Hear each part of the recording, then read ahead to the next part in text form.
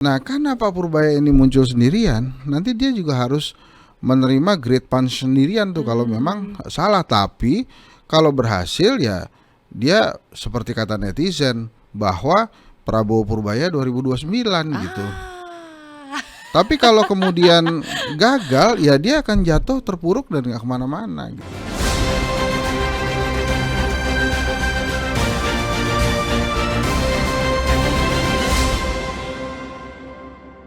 Tapi Mas Hensat balik lagi seperti yang Pak Fuad bilang bahwa Pak Purbaya itu mirip sama, maksudnya perpanjangan tangan Iya benar. dari Pak Prabowo. Mas Hensat, menurut Anda selama ini gaya-gaya Pak Purbaya itu di-endorse, direstui atau memang sengaja disuruh Pak Prabowo sih seperti itu? Saya rasa dia direstui tuh, karena saya yakin betul bahwa kalau ada kontroversi atau polemik yang terjadi pasti Pak Prabowo mengingatkan tuh. Saya agak yakin case-nya kereta cepat itu mungkin ada yang bisikin Pak Purbaya. Udahlah nggak usah diperpanjang, ini Pak Jokowinya kasihan mungkin gitu ya. Makanya dia katakan Pak Jokowi ada benernya. Tapi udah dia nggak ngelanjutin apa-apa kan. Nah kata-kata Pak Jokowi ada benernya ini kan nggak lanjut gitu. Artinya tidak viral seviral kata-kata yang lain. Jadi artinya memang keberpihakan rakyat itu adalah untuk terus terus dikejar. Saya kan gini Zil, ini agak keluar sedikit. Menurut saya ada 4 hantu di pemerintahan Pak Prabowo yang harus segera diselesaikan ya. Yang pertama tentu saja ijazah, karena ijazah ini Mas Gibran tuh harusnya tampil karena dia masih menjabat kan, ini sedang menjabat. Dia harus bisa meluruskan bahwa dia firm oke gitu ya. Ini saya nggak ngejar, saya cuma pengen ini selesai, bagus buat Mas Gibran, bagus juga buat pemerintahan. Terus hantu yang kedua ini Silverster menurut saya. Kejaksaan menampilkan 2,4 triliun, tapi masyarakat nggak wow gitu, karena itu ada hantu satu yang belum selesai. Yang ketiga belum dieksekusi sampai sekarang. Yang ketiga WUS itu tadi, itu juga hantu yang harus diselesaikan. Yang keempat IKN sebetulnya, yang terus-menerus akhirnya menjadi perbincangan rakyat. Ini sebenarnya Pak Prabowo mau apa? Saya pernah usul, udahlah IKN ini dihentikan saja, bukan sebagai ibu kota Nusantara ibu kota negara ataupun ibu kota politik.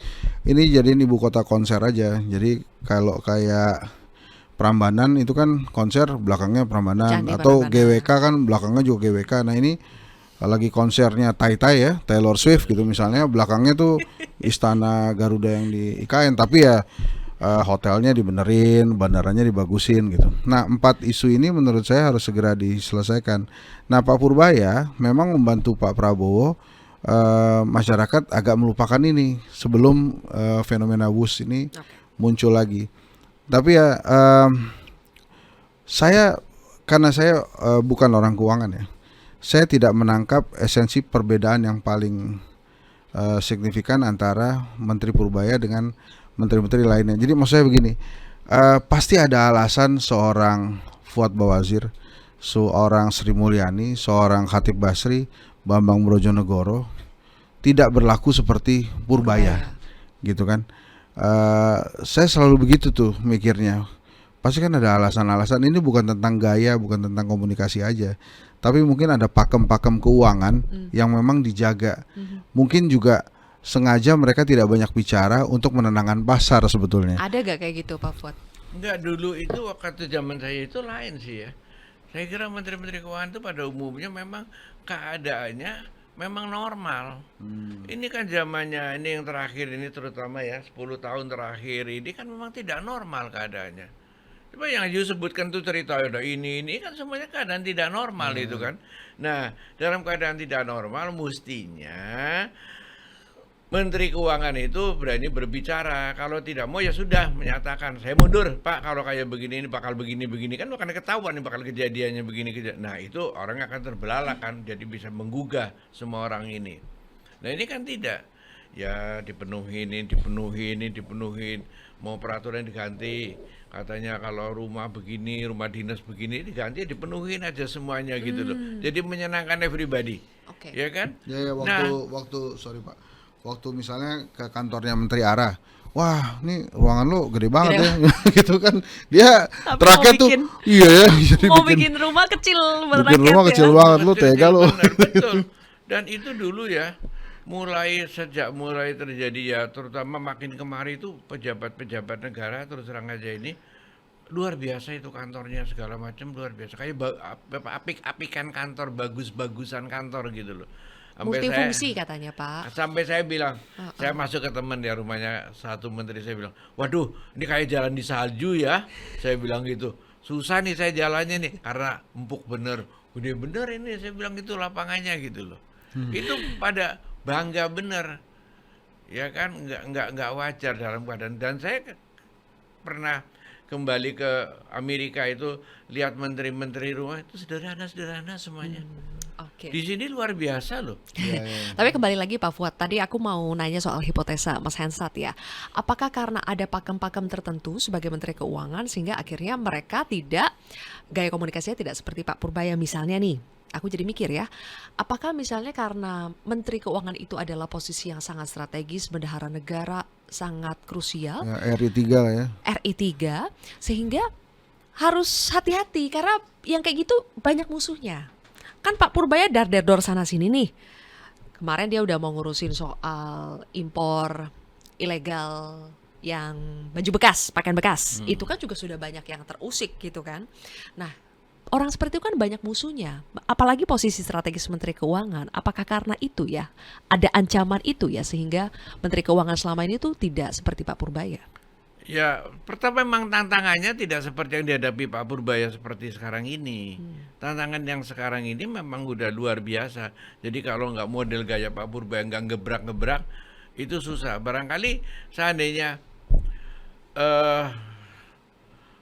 Pak Prabowo itu sampai metani satu persatu anggaran. Ini kok anggaran kok luar biasa ini kayak begini. Sampai dapat 300 triliun tempo hari, itu kan karena gaya-gaya seperti, tapi kan ini udah presiden dia diem-diem kan, nggak pantas gitu loh kalau terbuka rame gitu kan.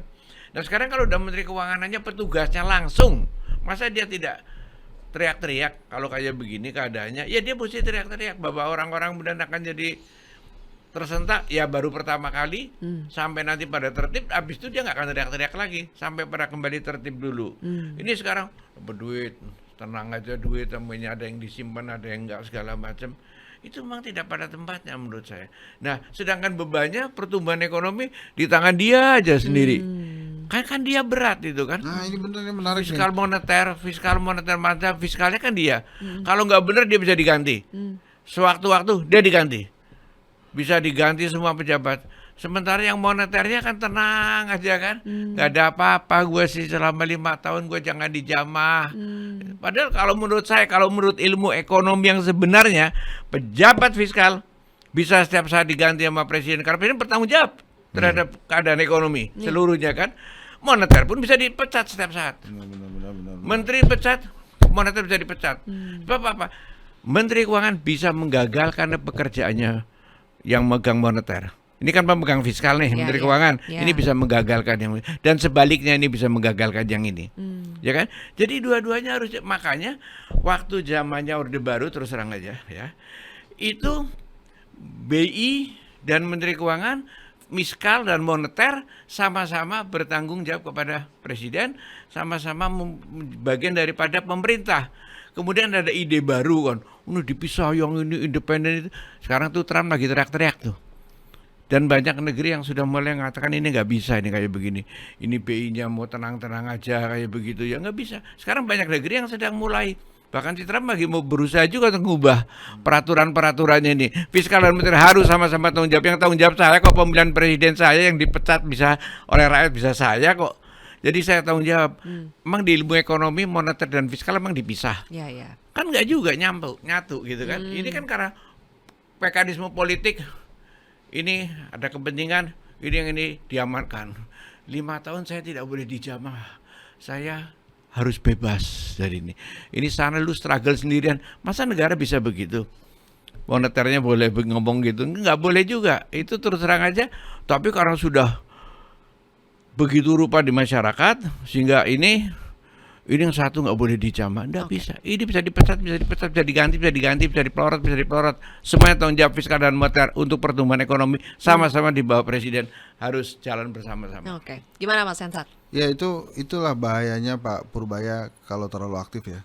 sehingga masyarakat itu punya persepsi bahwa ekonomi kita sama dengan Purbaya gitu. Padahal kan yang ngurus ekonomi negara itu gak cuma Purbaya ya, ada Menteri Perdagangan, Menteri Perindustrian, Menteri UMKM, Ya. Menteri Koperasi, menteri-menteri lainnya. Tapi karena yang menonjol Purbaya, nanti yang kena gebuk paling kenceng ya dia gitu. Begitu masyarakat kesulitan keuangan keluarga ya misalnya. Nah, itu yang ditunjuk nih Purbaya gimana sih gitu. Purbaya ini gimana? Sebelumnya kan biasanya kalau dalam sebuah pemerintahan bagus itu presiden, buruk itu juga presiden. Nah, begitu Purbaya tampil dan kemudian mencitrakan, akhirnya masyarakat memahaminya hanya bahwa ekonomi itu yang ngurus Purbaya. Jadi pada saat ada flop di kebijakan perdagangan, di kebijakan perindustrian, Dia gitu juga ya, jadi dia juga samsaknya. yang jadi sasaran. Kan misalnya seperti ini, banyak rakyat mungkin yang nggak paham kalau dolar naik gitu ya, itu kan bukan Menteri Keuangan, itu Bank Indonesia. Atau misalnya beda lah di tenaga kerjaan, kalau ada yang dipecat atau nggak dapat tenaga kerja, itu nggak melulu tentang si Menteri Tenaga Kerja yang nggak bisa kerja, tapi juga ada ya perindustriannya gimana, Ya. perdagangannya gimana. Nah, karena Pak Purbaya ini muncul sendirian, nanti dia juga harus menerima grade punch sendirian tuh kalau memang salah. Tapi kalau berhasil ya dia seperti kata netizen bahwa Prabowo Purbaya 2029 gitu. Ah. Tapi kalau kemudian gagal ya dia akan jatuh terpuruk dan nggak kemana-mana gitu. Baru 2 bulan ini udah Baru ngomongin 2 bulan. 2029. Ya itu karena ada sebuah optimisme yang berlebihan menurut saya ke Nah, itu Pak jangan Purbaya. sampai ini ada Menteri Purbaya nih ya. Nah. Gue jangan sampai sendirian, ya udahlah gue ngikut. Jadi dia ikut dalam arus Ikut yang lama arus. lagi. Ah. Akhirnya nggak ada apa-apa lagi, begini lagi. Jadi ada harusnya yang gimana, berani Pak? kita Support. kita ributin, support supaya yang lain jadi pada bangkit. Karena pertumbuhan ekonomi itu kan tanggung jawab seluruhnya semua menteri-menteri. Ya, memang Menteri Keuangan berbobot lebih karena dia pegang uang kan. bisa Tapi gini loh Pak Fuad, apa yang terjadi yang kita lihat kasat mata pada saat Erlangga bilang, ini kita foto aja ya, nanti pertanyaan semua Purbaya, Menko-Menkonya pergi, itu sebuah sinyal politik yang bagus tuh buat dia. Yang tidak bagus, yang bagus buat secara simbolik itu nggak oke ya. itu nggak oke. Ya nggak betah lah kalau baru udah di zona nyaman begitu lama ya kan. Masa bodoh lah pokoknya gua udah enak juga lah jadi menteri aja begini gitu kan. Tapi Purbaya juga ngikut arus yang sama juga seperti itu. Ya nggak ada perubahan, justru teriak-teriak juga. Ya. Jadi Ya kan? semua risiko itu harus ditanggung ya. Saya kira dia benar mengambil risiko itu. Aha. Udahlah gua ambil risiko. Kalau Mau gua itu dimusuhin. terlentang, Aha. gua terlempar. Tapi kalau dia benar seperti tadi dia bilang dia lebih besar dari apa tadi Prabowo sama Prabowo, Purbaya. Ah. Kata dia kan. Aha. Ya mungkin juga terserah, tapi udah jangan mikirin itu semuanya. Iya. Dia berani aja lah mulai gebrak. Kalau nggak ada ya begini-begini aja. Oke. Ya, tapi dia emang udah bilang sih, gua nggak peduli yang lain, yang penting sih kan presiden gitu.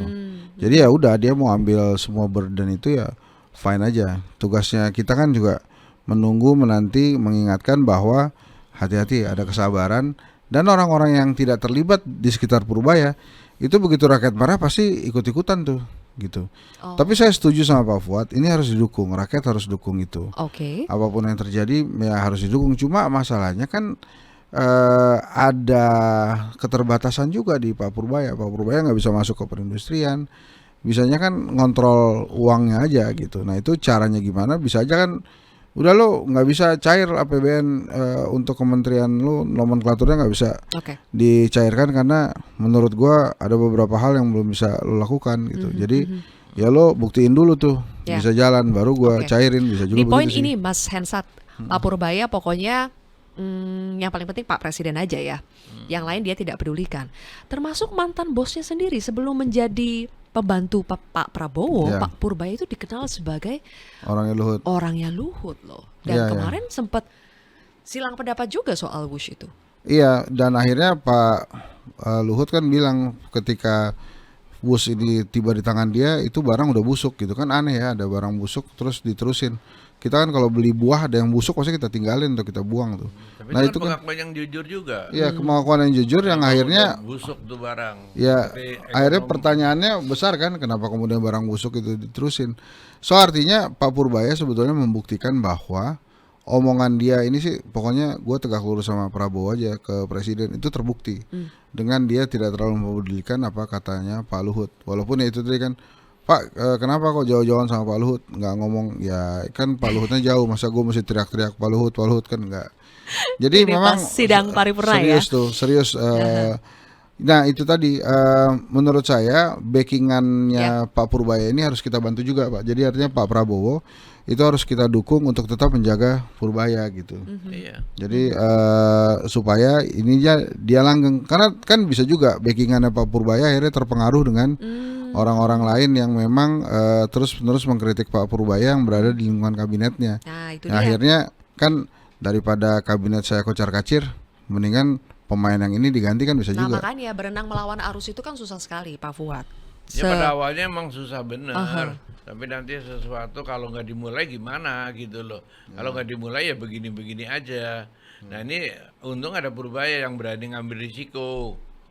Ya kalau Nah, itu dia harus juga, dipuji Pak Prabowo-nya supaya Pak Prabowo jaga Purbaya juga. Kan yang bisa ganti Purbaya Pak Prabowo. Yes. Jadi harus kita yakini bahwa pilihannya Pak Prabowo itu benar. Demikian Pak Fuad. Oke. Iya. Oke, kalau Baik, begitu. terima kasih. Terima kasih kalau begitu Oke. buat session Purbaya versus everybody. Atau Saya justru- boleh nambahin dikit nggak? Apa tuh? Harusnya menteri-menteri Pak Prabowo seperti tadi yang nama-namanya sudah kita sebutkan itu justru menjadikan Purbaya inspirasi baru tuh. Oh kalau gua mau disayang oleh rakyat, saya harus kerja serius seperti Purbaya dan harus berada di rel rakyat seperti Purbaya gitu. Oke. Jadi jangan kemudian mengambil sisi yang berlawanan dengan Purbaya, mengharapkan Purbayanya kepleset, jangan sampai gitu.